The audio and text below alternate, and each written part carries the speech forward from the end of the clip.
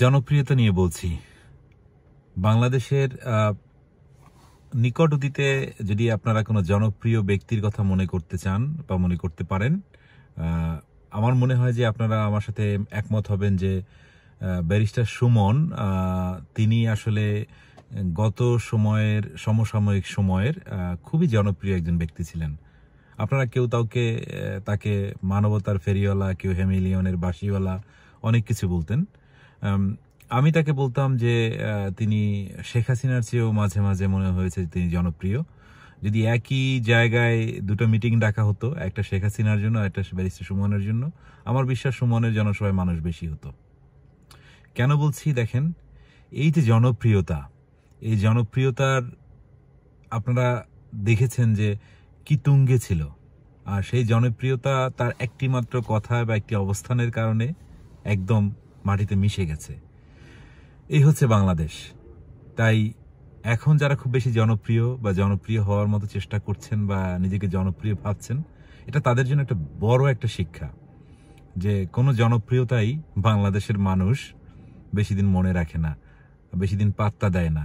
তার একটু স্বার্থে আঘাত লাগলেই, অথবা তার মনে হয় যদি কোথাও স্বার্থে আঘাত লেগেছে, তখনই আপনাকে ফেলে দিতে পারে।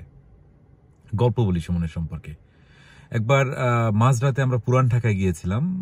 মাঝরাত কি তারও পরে, 1টা, 1:30 বা 2টার দিকে হবে। পুরান ঢাকায় খাবো প্ল্যান করেছিলাম, কিন্তু মিনিট 10-এর মধ্যে কোথা থেকে শতে শতে মানুষ ভরে গেল। কেউ সেলফি তুলছেন, কেউ এটা করছেন, ওটা করছেন, মানে এক ধরনের জ্যাম লেগে গেল রাস্তায়।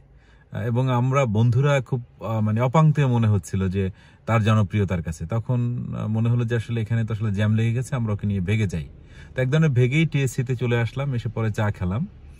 তখন তাকে বলেছিলাম, সুমন, তোর যে আজকের এই জনপ্রিয়তা, এটা তুই কিভাবে দেখিস?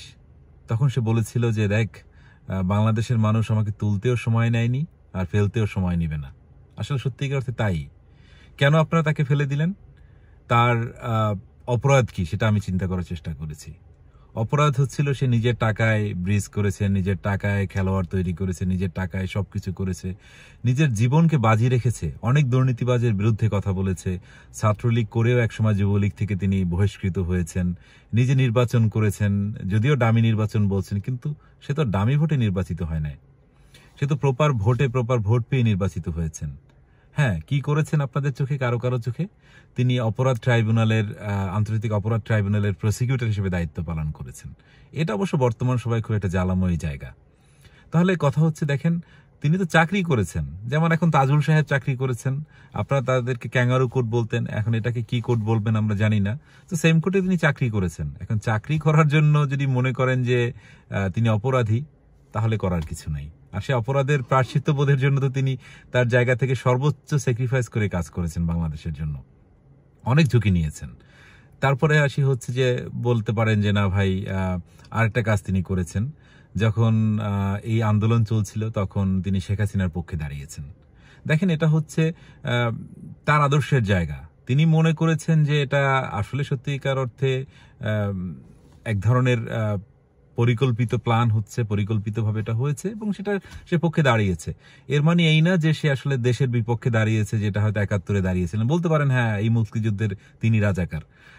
কিন্তু একবার চিন্তা করে দেখেন, আপনারা যারা করেছেন তারাও যে 100% ঠিক করেছেন, তার প্রমাণটা কি? আজকে যেমন ইতিহাস লেখা হচ্ছে এক ধরনের, আগামী দিন ইতিহাস অন্য ধরনের লেখা হতে পারে। বাংলাদেশের ইতিহাস এমনভাবেই লেখা হয়েছে অতীতে, আপনারা একটু চিন্তা করে দেখেন।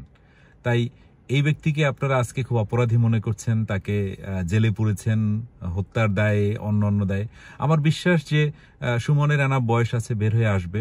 যদি বাবর সাহেব, যদি তারেক সাহেব বা ডক্টর শফিক সাহেব রাজনীতি করতে পারেন বাংলাদেশে, আমার বিশ্বাস একদিন সুমন সাহেবও রাজনীতি করবেন, বা সুমন সাহেব সগর্বে বেরিয়ে আসবেন। কারণ তার ভিতরে একটা নীতি আছে। সে মানুষের জন্য কাজ করেছে, নিজের জীবনকে ঝুঁকে রেখেছে। আমি পারতাম না, আপনি পারতেন না, আমার বিশ্বাস কোটি মানুষ পারতেন না যে জায়গা থেকে সুমন কাজ করেছেন।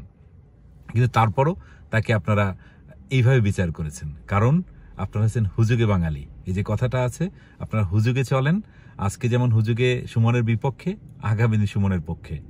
আর আমার অনেক বন্ধুরা আছেন যারা সুমনের পক্ষে কখনোই দাঁড়ানোর চেষ্টা করেননি বা করার মতো মুখ খুলতে পারেননি।